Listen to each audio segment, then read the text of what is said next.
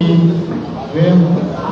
Media बंधुओं का हार्दिक स्वागत है, अभिनंदन है।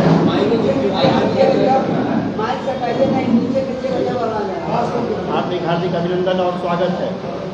यह महत्वपूर्ण प्रेस वार्ता मिथिला राज्य को लेकर हुई है।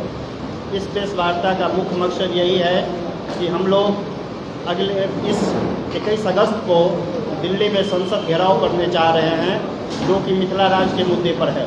मिथिला राज्य कोई प्रासंगिक मुद्दा नहीं है, ये सैकड़ों वर्षों पुराना राज्य आंदोलन की मुद्दा है, जिसे वर्षों से उठाते आ रहे हैं मैथिल लोग। लेकिन यहाँ की जो सत्ताधीश है वो इनका नोटिस नहीं करते हैं। तो इस संदर्भ में हम लोग आज प्रेस वार्ता के माध्यम से अपनी बातें रखेंगे। हमारे साथ मिथिला स्टूडेंट यूनियन के संस्थापक अध्यक्ष अनूप मैथिल जी हैं, हमारे राष्ट्रीय अध्यक्ष आदित्य मोहन जी हैं। बारी बारी से ये दोनों आदमी अपनी बातें रखेंगे।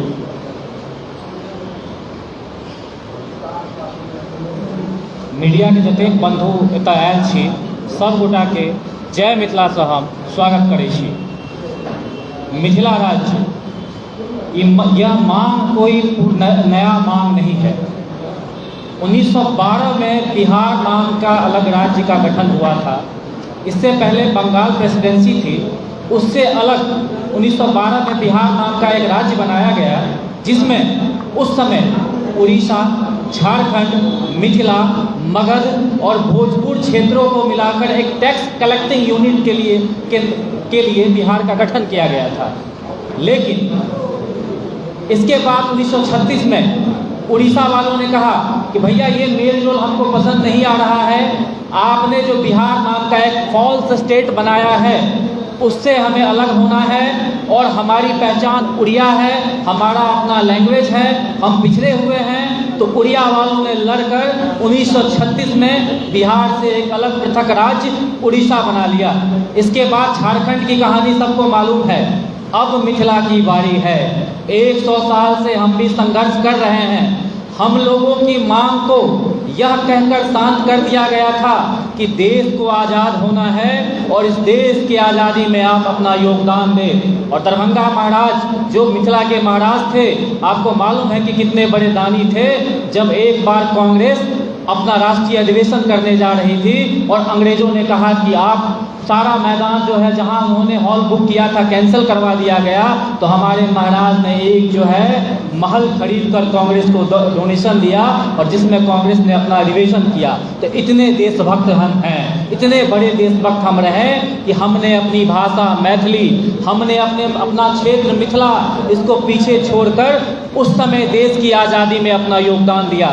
लेकिन अब हमें ऐसा लग रहा है कि आज के जो हालात हैं, हमने जो देश के लिए योगदान दिया, हमने जो देश के लिए बलिदान दिया, उसका फलसफा हमें ये मिला कि आज मगध में ग्लास ब्रिज बन रहा है, तो हमारे मिथिला में हम लोग चचरी के पुल पर चलने के लिए मजबूर हैं। जब हम मिथिला राज्य की मांग करते हैं तो सब कहते हैं कि मिथिला में क्या है, पानी है और बालू है। मैं आप पत्रकार बंधुओं के माध्यम से ये कहना चाहूँगा कि मिथिला एक समय बिहार का नहीं, देश का सबसे बड़ा इंडस्ट्रियल जोन था। मिथिला देश में 40% चीनी एक्सपोर्ट करती थी। हम देश में 40% से ज़्यादा चीनी का उत्पादन करते थे।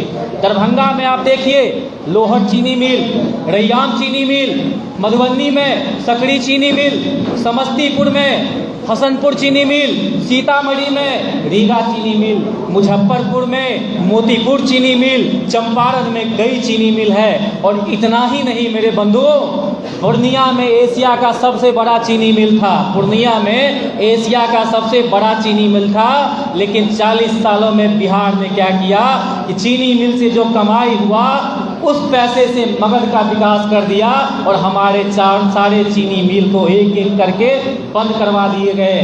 जूट मिल बंद करवा दिए गए, जितने भी औद्योगिक इकाइयाँ थी बंद करवा दी गई। तो हम जो इंडस्ट्रियल जोन थे वो अब क्या बन चुके हैं? मजदूर सप्लाई जोन। जितनी भी श्रमजीवी एक्सप्रेस है, जनसाधारण एक्सप्रेस है, जन शताब्दी एक्सप्रेस है, हमारे इलाके में चलाई जाती है। और ऐसे हम लोग वहाँ से सफ़र करते हैं जैसे लगता है कि हम इंसान नहीं हैं। कोई सब्ज आलू और प्याज हो, शौचालय में मजबूर होकर हम यात्रा करने के लिए मजबूर हैं। आपको यह जानकर आश्चर्य होगा कि जब बिहार बना था उस समय दरभंगा में एविएशन कंपनी थी। दरभंगा में एविएशन कंपनी थी। पूरे भारत में मात्र 5 एविएशन कंपनी था, उसमें से दरभंगा एविएशन नाम की एक विमानन कंपनी थी। हमारे मिथिला क्षेत्र में 2 एयरपोर्ट थे, दरभंगा एयरपोर्ट और पूर्णिया एयरपोर्ट, जो फंक्शनल थे। अब लोगों द्वारा कहा जाता है कि आपको तो एयरपोर्ट दे दिया, मिथिला का बहुत विकास हो गया। कहाँ विकास हुआ? अरे पुराना एयरपोर्ट जो आपने बंद करवा दिया था वो भी चालू करवाया है, लेकिन किस हालात में है जाकर देखिए। दरभंगा एयरपोर्ट जाइएगा तो आप सबको लगेगा कि मिथिला राज्य बनना जरूरी है, क्योंकि दरभंगा भारत का एकमात्र ऐसा एयरपोर्ट है जहाँ जाने के बाद यह अनुभव होता है कि हम एक बस स्टैंड पे आ गए हैं। वहाँ पे कोई भी मूलभूत सुविधाएं नहीं है। लोग जो हैं 1.5 किलोमीटर धूप में और बारिश में पैदल यात्रा करते हैं, भीग कर जाते हैं और तब दरभंगा से यात्रा करते हैं। तो मिथिला के साथ साजिश हो रहा है। ये जो वर्तमान में हमारे मुख्यमंत्री हैं, हम कहते हैं ये नीतीश कुमार नहीं हैं, हमने इनको एक नया नाम दिया है, ये मगध राक्षस हैं। इनको मगध के अलावा बिहार में कोई क्षेत्र नहीं दिखता है, और जो भी बिहार में मिथिला भोजपुर क्षेत्र है उसके साथ ये नाइंसाफी करते हैं। दरभंगा एम्स को 8 साल से इन्होंने लटका कर रखा है, पूर्णिया एयरपोर्ट को 8 साल से इन्होंने लटका के रखा है। आप राजगीर में जू सफारी बनाते हैं, बनाइए, मुबारक हो, शुभकामनाएं हैं। लेकिन मिथिला के अररिया में आपने घोषणा किया था कि बिहार का सबसे बड़ा चिड़ियाघर बनेगा। कहाँ गया मगध राक्षस जी चिड़ियाघर? 10 साल से चिड़ियाघर बन ही रहा है। तो हमें ऐसा लगता है कि जो वर्तमान में सत्ता व्यवस्था है मिथिला शब्द को समाप्त करना चाहती है। हमारे यहाँ मिथिला पेंटिंग होता था, सबको मालूम है मिथिला पेंटिंग। आपको मालूम है 2007 में इन्होंने मिथिला पेंटिंग का नाम बदल के मधुबनी पेंटिंग कर दिया। वही मगध पान का नाम मगधी पान ही रहा। हमारे मखाना को इन्होंने बिहार मखाना का नाम करवा दिया था, लड़ के हमने फिर उसको मिथिला मखाना करवाया। तो इस सरकार को मिथिला शब्द से नफरत है, मैथिली भाषा से नफरत है। बिहार की एकमात्र भाषा मैथिली अष्टम अनुसूची में शामिल है, लेकिन ये सरकार मैथिली में प्राथमिक शिक्षा देने के लिए कुछ नहीं करती। आपको यह जानकर भी आश्चर्य होगा कि बिहार में बंगाली शिक्षक जितने हैं उससे कम मैथिली शिक्षक हमारे मिथिला क्षेत्र में बहाल किए गए हैं। इन उपेक्षाओं को देखकर हमें ऐसा लगता है कि अब प्रतिकार करने का समय आ गया है, अब जयघोष करने का समय आ गया है। हम जब राम जी की बात देखते हैं कि राम के नाम पे अयोध्या में भव्य मंदिर बन रहा है, तो हमें कष्ट होता है कि हमारे भारत के 90% लोगों को यह नहीं मालूम है कि माता सीता का जन्म सीतामढ़ी में हुआ है। सब तो ये समझते हैं कि माता सीता का जन्म जनकपुर में हुआ है। जब लोगों को मालूम ही नहीं है कि माता सीता का जन्म कहाँ हुआ था, तो लोग कैसे दर्शन करने आएंगे, सीतामढ़ी का विकास कैसे होगा? तो इन सब चीज़ों को देख के हमें लगता है कि मिथिला के साथ नाइंसाफी हो रहा है। और अगर अब हम मिथिला राज्य के लिए नहीं लड़ेंगे तो अब देर हो जाएगा, क्योंकि भारत के संविधान में हमें यह अधिकार दिया गया है कि हम राज्य की मांग कर सकते हैं। और अब मिथिला क्षेत्र से आपने देखा होगा कि बिहार की जितनी भी पार्टियां हैं ट्विटर पे वो ट्रेंड नहीं करा पाती, लेकिन हमारा संगठन एक छोटा संगठन है। हम 4 सप्ताह से ट्विटर पे नंबर 1 ट्रेंड कर रहे हैं। मिथिला राज्य, क्रिएट मिथिला राज्य, सेपरेट मिथिला राज्य, मैथिल नॉट बिहारी। हाँ, मैथिल नॉट बिहारी हम यह गर्व से कहते हैं, और जब यह हम कहते हैं तो हमें गर्व का एहसास होता है कि हम मैथिल हैं, बिहारी नहीं। क्योंकि मिथिला का अस्तित्व 1000 साल पहले भी था, 1000 साल आगे भी रहेगा। और बिहार का अस्तित्व 1912 में बिहार एक शब्द का नाम जो है, एक राज्य का नाम रखा गया जबरदस्ती। और 50 साल हमें ऐसा लगता है कि आने वाले 50 साल में बिहार नाम का कोई राज्य रहने वाला नहीं है। बिहार जो है इसमें से मिथिला राज्य का निर्माण होगा। और हमें लगता है कि हमारा क्षेत्र जो है गरीब हो चुका है, दरिद्र हो चुका है, वो फिर से विकसित होगा। इन्हीं बातों के साथ मैं एक बात आपसे कहना चाहूँगा कि आप पता कर लीजिए, 4 दिन पहले मिथिला में सुखाड़ आ गया था। हम लोग यह डिमांड कर रहे थे कि मगध राकस जी सूखा में कुछ राहत दीजिए, और 4 दिन के अंदर में मिथिला में बाढ़ आ गया है। मतलब मिथिला के साथ ऐसा सौतेला व्यवहार किया जाता है कि हम या तो बाढ़ में रहते हैं या तो सुखाड़ में रहते हैं, और नल जल योजना आप हमारे लिए बनाते हैं। आपने मगध के लिए नल जल योजना बनाया, पानी की दिक्कत वहाँ थी, लेकिन ज़बरदस्ती हम पे थोप दिया। तो हमें लगता है कि हमारे लिए जो है हमारी सरकार रहेगी तो अपने ज़रूरत के अनुसार हम योजना बना सकते हैं। इन्हीं बातों के साथ मैं मिथिला स्टूडेंट यूनियन के राष्ट्रीय अध्यक्ष आदित्य मोहन जी को माइक दे रहा हूँ। बहुत बहुत धन्यवाद अनूप जी। और यहाँ को क्या आपने कहा नीतीश कुमार के बारे में? एक मिनट लेंगे। बहुत बहुत धन्यवाद अनूप जी। और यहाँ पधारे हुए सभी पत्रकार बंधुओं का बहुत बहुत स्वागत करते हैं। अभी वास्तविक में हम लोग मगध की धरती पर हैं, पाटलिपुत्र में, और हम जब मिथिला राज्य की बात करते हैं तो सिंपल एक कंपैरिजन है। 6 करोड़ जनसंख्या से ज़्यादा है हमारी आबादी, लेकिन जब सेंट्रल यूनिवर्सिटी बनता है तो कहाँ बनता है? मगध क्षेत्र में। IIT कहाँ है? मगध में। IIIT कहाँ है? मगध में। NIT कहाँ है? मगध में। IIM कहाँ है? मगध में। जो भी शैक्षणिक संस्थान है वो मगध में। मिथिला में न कोई शैक्षणिक संस्थान होता है, न स्वास्थ्य संस्थान होता है। हमारे यहाँ बाढ़ आती है, आपके यहाँ एक छोटा सा सुखाड़ आया, आपने 24,000 करोड़ का जल जीवन हरियाली योजना ले आए, 8,000 करोड़ का जल योजना ले आए। हमारे यहाँ बाढ़ आता है, 6 करोड़ का आप निर्माण करेंगे, हमारे यहाँ की बाढ़ की समस्या खत्म हो जाएगी, लेकिन आज तक नहीं किया है। आप जो है राजगीर को इतना बड़ा बनाते हैं, नालंदा को इतना बड़ा बनाते हैं।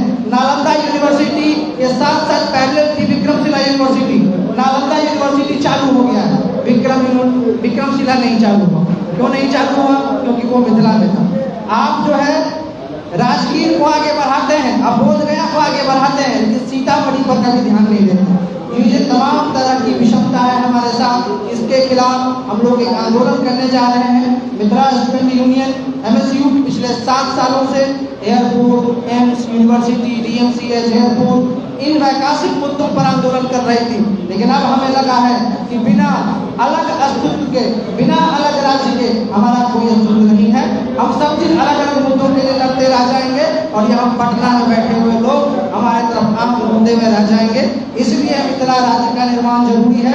21 अगस्त को हम लोग इस बार दिल्ली में संसद का घेराव करने जा रहे हैं। उसके बाद पटना में भी एक कार्यक्रम होगा, और मिथिला के विभिन्न जिलों में हमारा नारा है, गांव-गांव जाएंगे, लोगों को जगाएंगे, मिथिला राज्य बनाएंगे। अभी लगातार ये आंदोलन चलेगा, ये कैंपेन चलता रहेगा। यहाँ आए सभी पत्रकार बंधुओं का बहुत बहुत धन्यवाद। अगर किसी का कोई सवाल है तो वो बारी बारी से पूछ सकते हैं। देखिए, पहले जहाँ पे हमारी बात होती थी कि हम नीतीश कुमार को मगध राकस कहते हैं, बनराकस अभी बहुत फेमस हो गया था एक साथ पंचायत में, तो हम मगध राकस इसलिए कहते हैं कि उनको मगध के अलावा कुछ दिखाई नहीं देता है।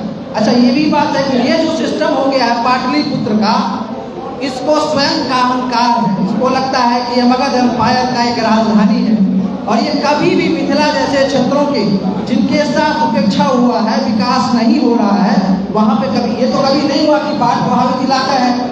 पूरे बिहार के पर कैपिटा इनकम का 60% है हमारा पर कैपिटा इनकम। एक बिहारी, एक औसतन बिहारी अगर 100 रुपया कमाता है, तो एक मैथिल जो है वो 60 रुपया कमाता है।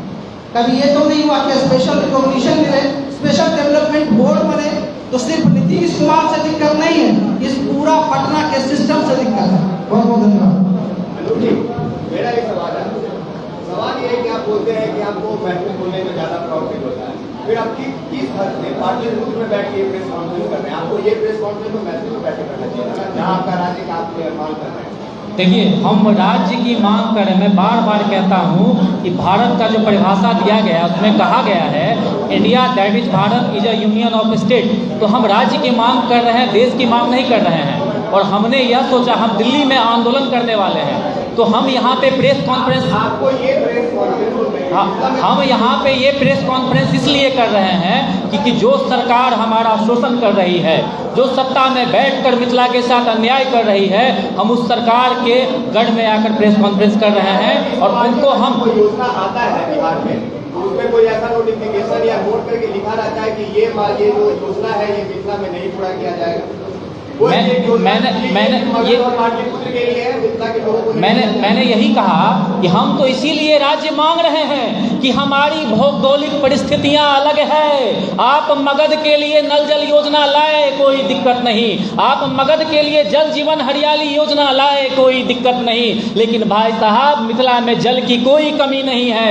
आप नहर बना दीजिए, आप डैम बना दीजिए, हमें नल और जल नहीं चाहिए, जल और जीवन हरियाली नहीं चाहिए, क्योंकि हमारा क्षेत्र हरियाली से भरा हुआ है। आप जो पॉलिसी बनाते हैं, आप एक मिनट जवाब दे रहा हूँ। आप जो पॉलिसी बनाते हैं, मैं सब जवाब दूंगा।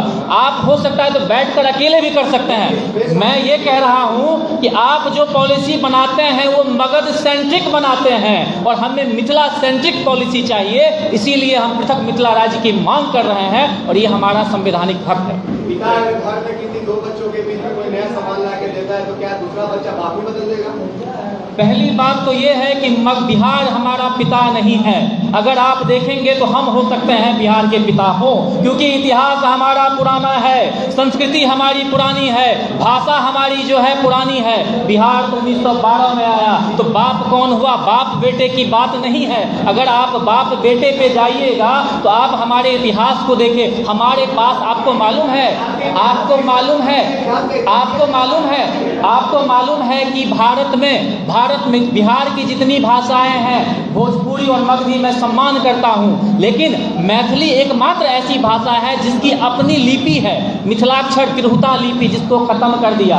तो हमारे पास हमारा जो इतिहास है, हम ये बाप बेटा वाला रिलेशन नहीं मानते हैं। हमने ये कहा कि जबरदस्ती एक बिहार नाम का फॉल्स आइडेंटिटी हम पे थोप दिया गया और जिससे से मुक्ति पाने के लिए, जिससे छुटकारा पाने के लिए हम मिथिला राज्य के लिए आंदोलन कर रहे हैं। जी, बिहार के 24 जिले हैं। आप गंगा के इस पार जितने भी जिले हैं, लगभग आप कह सकते हैं जो प्रमंडल वाइज है, मुजफ्फरपुर है, भागलपुर है, पूर्णिया है, दरभंगा है, मुंगेर है, तो इनमें जितने भी जिले हैं इनको हम मिथिला मानते हैं। इस पे भी आपका प्रश्न होगा, पूछिए, मैं जवाब देने के लिए। आपको पता है कि राजधानी किसको बनाएंगे अगर आप राज्य बनाते? हमारा सीधा सा मत है कि राजधानी जब राज्य बन जाएगा, हम 100-150 जो विधायक होंगे बैठेंगे और हम विधायकों को जहां लगेगा, जो विधायक बनेंगे, मैं नहीं कह रहा हूं, जो विधायक बनेंगे वो जहां फैसला लेंगे संविधान के तहत वही राजधानी बनेगी। ये दिल्ली दूर वाली बात है, एक बार दिल्ली चले जाएं, फैसला कर लेंगे।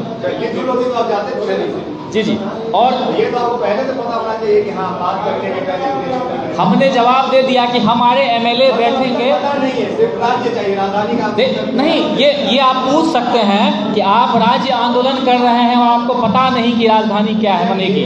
हम राजधानी अभी इसलिए नहीं कह सकते, राज्य बनाने का अधिकार केंद्र के पास है। कितने जिले हमें मिलते हैं? हमने 30 जिला मांगा है, हो सकता है 35 मिल जाए, 40 मिल जाए, तो हम मना तो नहीं करेंगे। या अगर 20 मिल जाए, तो जब जिला बंटवारा हो जाएगा, मैप तय हो जाएगा, तो जो मिडिल में सेंटर में रहेगा शायद वही राजधानी बने। तो अभी बंटवारा नहीं हुआ है, जब हो जाएगा तब हम निर्णय लेंगे।